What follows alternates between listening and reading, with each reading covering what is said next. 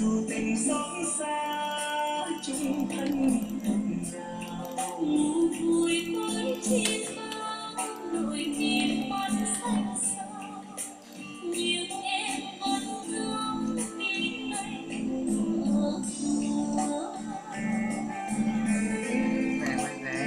đó quay cho mà các em xem chú chơi.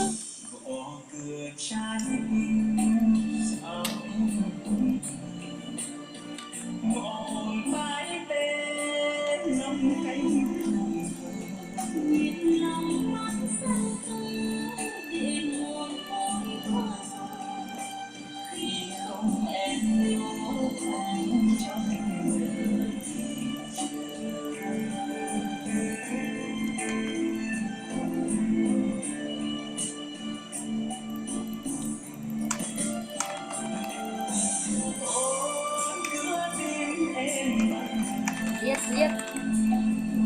ôi tôi biến chết, giết trời